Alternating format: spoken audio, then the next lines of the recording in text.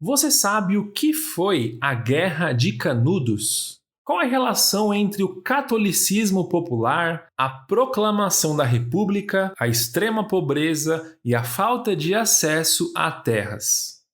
Você já ouviu falar sobre Antônio Conselheiro? Como esse conflito lá do final do século XIX se conecta com o que vivemos hoje? Bom, para você ouvir sobre isso e muito mais, eu sou o Victor Alexandre e fica comigo que começa agora mais um História em Fontes.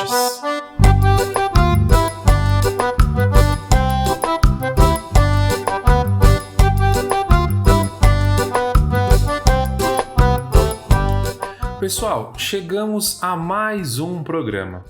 No recado de hoje, eu gostaria de pedir para você assinar o feed do nosso podcast, por favor. Onde quer que você esteja ouvindo, tem um botão aí escrito seguir. Só de clicar nele, você já nos ajuda demais. Além disso, você sempre será avisado na hora que publicarmos algum programa novo. Já temos também um material para esse podcast ser usado em sala de aula, aqui na descrição e também no nosso site historiaemfontes.com.br. Você encontra os links para acessarem gratuitamente esse material. Bom, vamos lá falar de história agora. Galera, o programa de hoje eu espero que você também ache bem interessante. Basicamente, nós faremos uma continuação dos programas Proclamação da República e Revolta da Vacina. Hoje, estudaremos como a população camponesa reagiu à mudança de regime político. Como o catolicismo popular foi interpretado, iremos estudar também o messianismo político e como esses movimentos foram reprimidos. Para isso, iremos analisar a Guerra dos Canudos, que ocorreu no sertão da Bahia.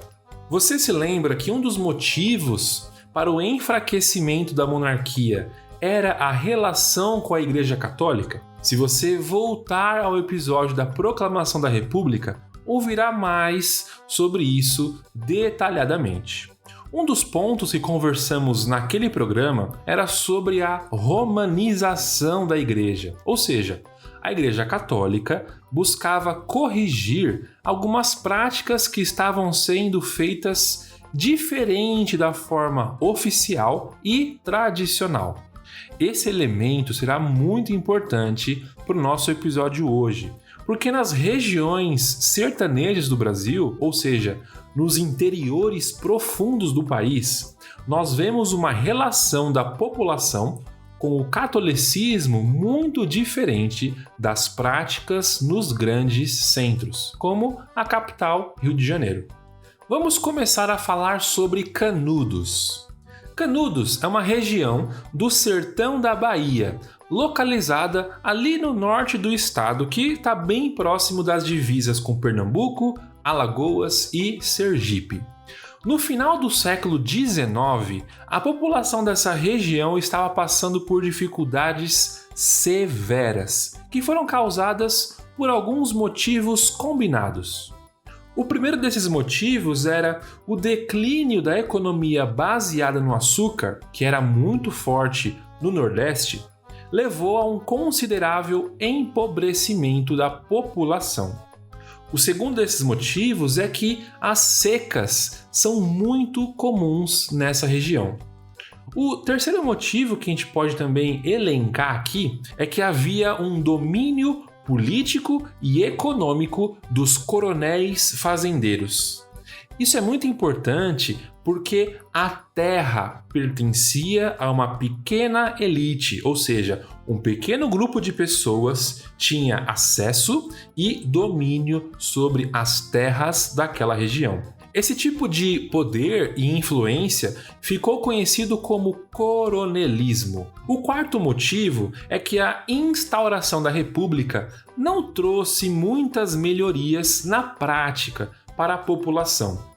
Pessoal, para resumir esses 4 pontos, o que nós temos é o seguinte: uma população extremamente pobre, sem direito a terras e, consequentemente, sem acesso ao sustento mínimo e digno e sem nenhum poder político para mudar a sua realidade, e o novo regime político, a República, não fez nada por essas pessoas.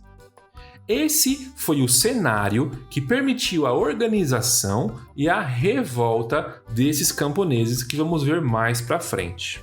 Quando falamos de Canudos, não podemos deixar de falar da figura de Antônio Vicente Mendes Maciel, mais conhecido como Antônio Conselheiro.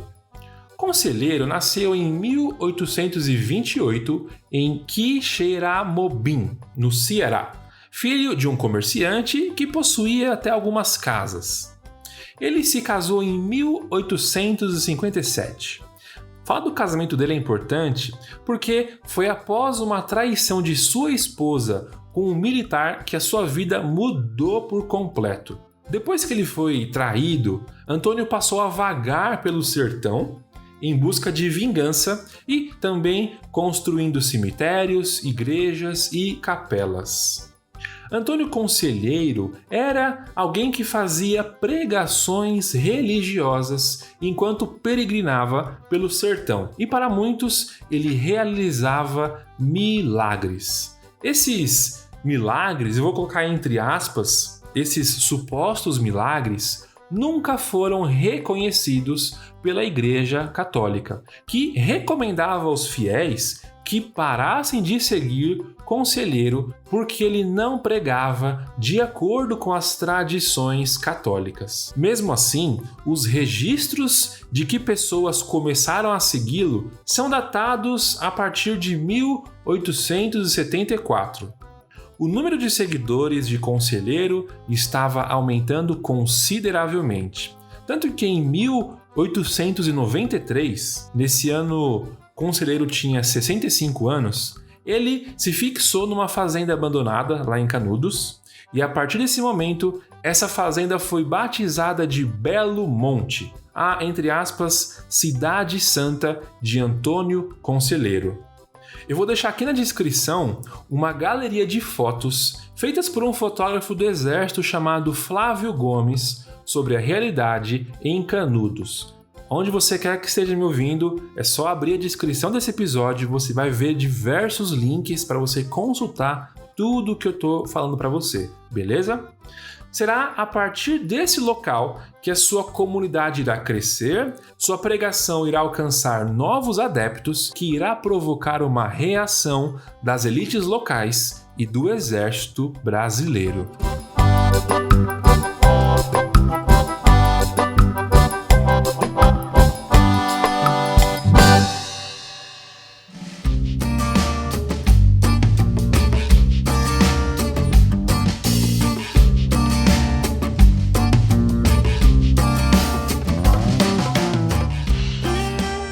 Antônio Conselheiro se mostrou um líder extremamente carismático e habilidoso em agregar e engajar o seu público. Inicialmente, Conselheiro possuía por volta mais ou menos de 230 seguidores. No final da revolta de Canudos, cerca de 24 mil pessoas passaram a habitar em Belo Monte. Mas a gente pode se perguntar, o que fez essa quantidade expressiva de pessoas seguirem Antônio Conselheiro? A historiadora Lilia Schwartz faz um resumo muito interessante. Abre aspas. É certo que Canudos se tratava de uma experiência social e política distinta daquela do governo central republicano. O trabalho no arraial baseava-se no princípio de posse e uso coletivo da terra e na distribuição do que nela se produzia. Todos que lá chegavam recebiam gratuitamente uma porção de terra onde viver e trabalhar. Havia plantações diversas, criação de gado e animais de montaria, e fabricava-se couro curtido. O resultado dessa produção era dividido entre o trabalhador e a comunidade. Fecha aspas. Só por essa descrição, já deu até para entender por que o grupo liderado por Antônio Conselheiro atraía tanta gente. Como nós vimos mais cedo, essa região era marcada por uma pobreza extrema, falta de acesso a terras para a produção do trabalho e, quem dirá, para o próprio sustento. Por esse motivo, esse modelo de repartição de terras e a não necessidade de pagamento de impostos atraiu milhares de pessoas. Dessa forma, os habitantes de Belo Monte se tornaram um problema para o governo local e também para o governo federal. Esse grupo gigantesco era uma ameaça principalmente pela questão da ocupação das terras, que as elites locais, os coronéis, estavam preocupados em perder. A própria República se tornou um alvo constante de Conselheiro em suas ações práticas e também nas suas pregações religiosas. Em maio de 1893, Antônio Conselheiro e alguns de seus seguidores estavam em uma cidade presenciando uma cobrança de impostos que havia sido aumentado consideravelmente depois da proclamação da República. Antônio Conselheiro, nesse episódio, na frente de todo mundo, pegou o decreto, rasgou e o queimou. Já nas suas pregações religiosas, Conselheiro era bem mais enfático e duro contra a República.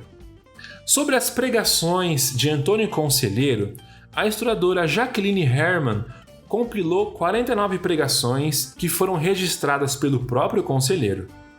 Ela conseguiu classificar em 4 grupos de discurso e fez a seguinte análise. Ela fala o seguinte, abre aspas, 29 pregações são sobre as dores de Maria, 10 são sobre os 10 mandamentos, um texto que reúne diversas passagens dos evangelhos e 9 sobre assuntos diversos e circunstanciais. A ética de Conselheiro é a do sofrimento resignado, ou seja, conformado às leis supremas, e em seus escritos não há qualquer promessa de vida eterna, fim dos tempos, previsões escatológicas ou salvação incondicional. O Beato prega a continuidade da sujeição à ordem desde que Deus seja a autoridade suprema. Fecha aspas. Aí você pode se perguntar assim, peraí, Vitão, o cara prega a submissão à ordem, ou seja, às autoridades, mas você acabou de falar que ele tacou fogo no decreto sobre os impostos. Explica direito isso aí. Então, é aqui que vem o pulo do gato. Antônio Conselheiro pregava sim a obediência às autoridades, porém, ele não considerava a República um regime político legítimo. O que eu vou ler agora são algumas das palavras do próprio Antônio Conselheiro em uma de suas pregações intituladas Sobre a República. Abre aspas para o Toninho. O objetivo do novo governo, a República, que ele está falando, era o extermínio da religião. Esta obra-prima de Deus que há 19 séculos existe e há de permanecer até o fim do mundo, pois a República é o engano da tirania para os fiéis, e por mais ignorante que seja o homem, conhece que é importante o poder humano para acabar com a obra de Deus.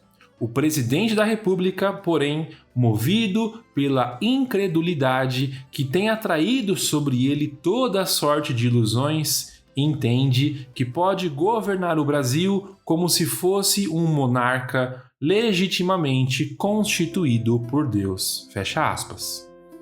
Estamos vendo aqui a pregação de um líder extremamente influente em sua comunidade dizer que a República não é um governo legitimado pelo próprio Deus. Pessoal, se um determinado grupo considera o regime político vigente ilegítimo, essas pessoas não obedecerão às leis, os decretos, o pagamento dos impostos e por aí vai. Eu vou deixar aqui na descrição uma charge feita que é retratando Antônio Conselheiro barrando a entrada da República, retratada como uma mulher sendo impedida de entrar em Canudos. Aqui acho que vale a pena um parênteses. Se você ouviu o nosso episódio sobre a independência dos Estados Unidos, você vai se lembrar que o argumento era justamente o oposto. Thomas Paine, um dos personagens daquele episódio, criticava a monarquia como errado perante Deus. E, já para Antônio Conselheiro, a família real tinha o direito legítimo de governar o país. O grupo que Antônio Conselheiro liderava estava ficando cada vez maior e foi considerado uma ameaça direta às autoridades. A República recém-instaurada não poderia tolerar tamanho desrespeito e descrédito. Algo precisava ser feito. O que vamos ver a partir de agora é a reação das autoridades contra os camponeses de Belo Monte.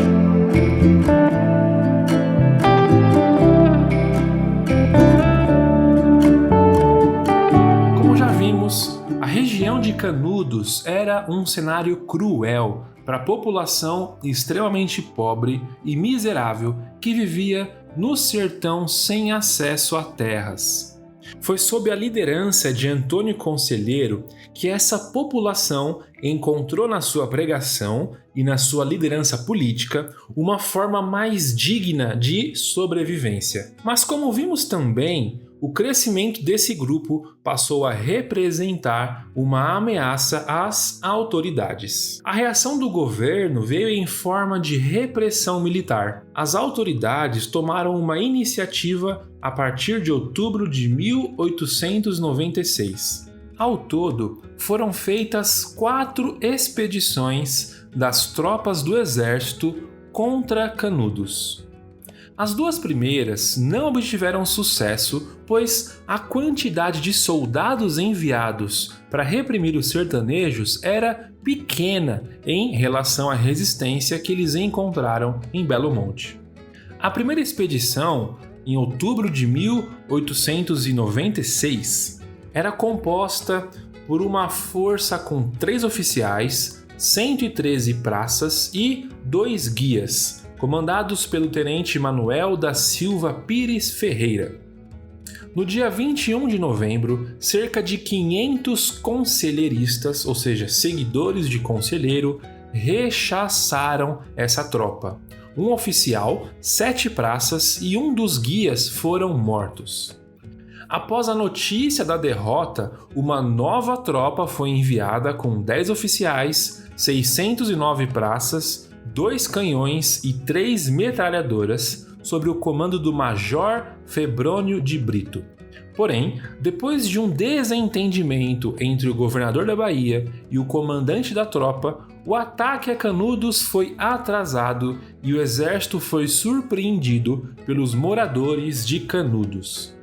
Depois dessas 2 derrotas, o coronel do exército Moreira César foi convocado e seguiu para o sertão com mais de 1.300 homens, ainda somando aqueles que sobraram do segundo ataque, com uma brigada de infantaria, cavalaria, 6 canhões, 2 engenheiros militares. Você está vendo que o número de combatentes está cada vez aumentando. Mesmo com essa quantidade de combatentes, os moradores de Canudos conseguiram atacar o coronel Moreira César, que foi ferido e, algumas horas depois, veio a falecer. Nesse confronto, além do coronel, 13 oficiais, 103 praças do exército e da polícia também foram mortos. Gente, imagina como as notícias dessas derrotas chegaram em diferentes locais do Brasil. O governo, a República, precisava demonstrar sua força. Foi então organizada uma 4ª expedição para eliminar de uma vez por todas Canudos. E é justamente aqui que mais um personagem importante entra nessa história. Em agosto de 1897, o jornal Estado de São Paulo, nós conhecemos hoje como Estadão, enviou para Canudos um repórter chamado Euclides da Cunha, com o objetivo de observar e relatar os eventos em primeira mão. Eu não sei se você já conseguiu identificar, mas Euclides da Cunha é o autor do clássico da literatura brasileira chamada Os Sertões. Esse livro foi escrito por Euclides a partir da sua experiência em campo como jornalista. E depois do confronto, ele escreveu esse livro que por muitos anos foi considerado, entre aspas, a história oficial de Canudos. Sobre essa obra, a historiadora Jaqueline Herman diz o seguinte, abre aspas, Os Sertões foi certamente um livro definitivo no processo de formação do pensamento sociológico brasileiro. Ao expor uma face triste, miserável e tão diferente do que o litoral pensava ser o Brasil da ordem e do progresso republicano, e ao refletir sobre uma guerra fratricida que opunha o litoral do país, que é considerado civilizado e avançado, contra o interior de um Brasil que ainda conservava uma parte significativa do seu povo mergulhado no mais profundo atraso. Fecha aspas.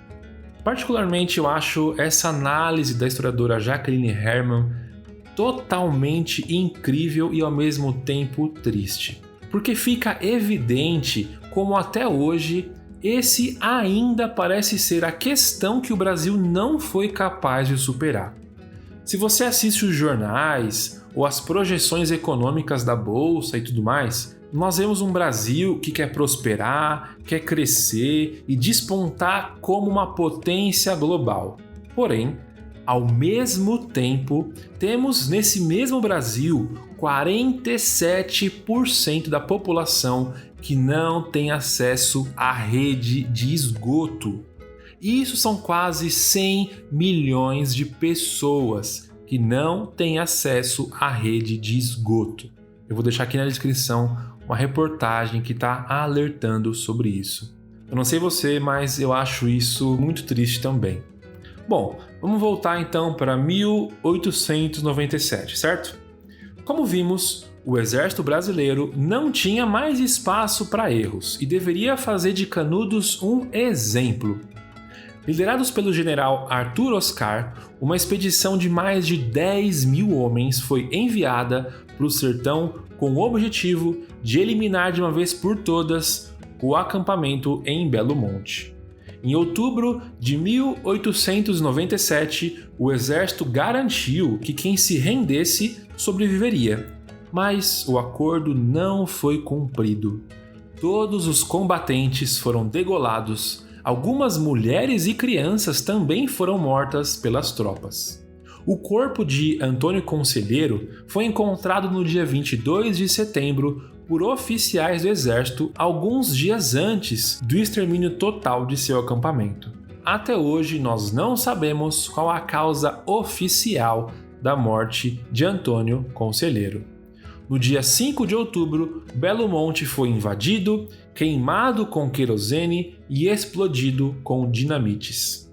A República fez com que o caso de Canudos fosse convertido em um grande exemplo, tanto que o crânio de Conselheiro foi levado para o Rio de Janeiro para ser estudado como prova da loucura e do fanatismo daquele homem.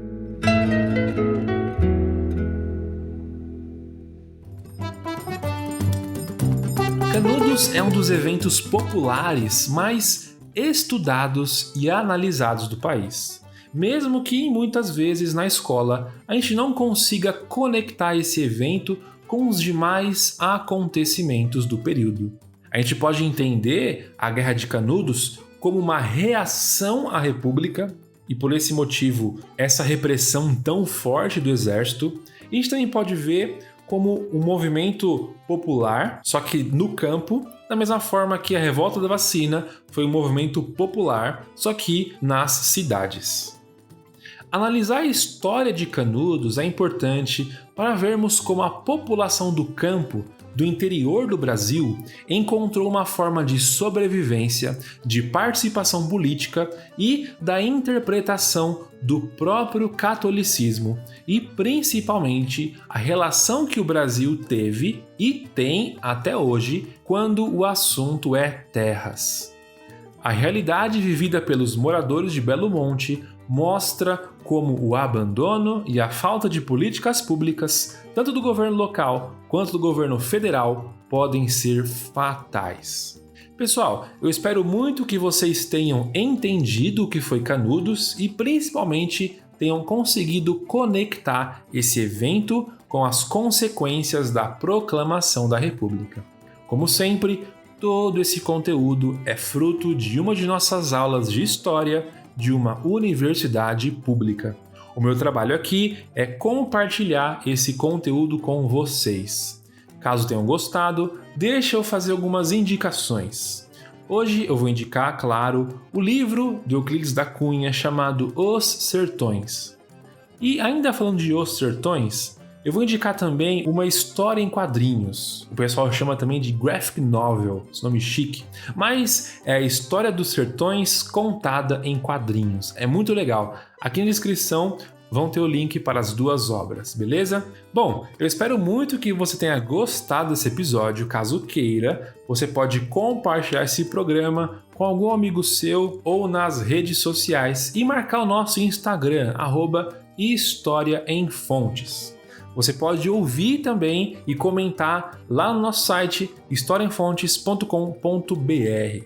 Se você quiser mandar um e-mail para mandar alguma pergunta, algum comentário, algum elogio, alguma crítica, é só escrever para contato@historiaemfontes.com.br, beleza? Aqui a nossa caixa de e-mail é aberta, você pode mandar, que a gente lê aqui no ar também, beleza?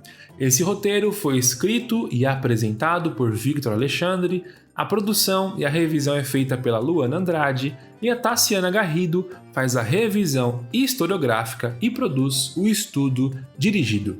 Muito obrigado por me ouvirem até aqui, nos ouvimos no próximo programa daqui 15 dias. Fiquem em paz. Fui!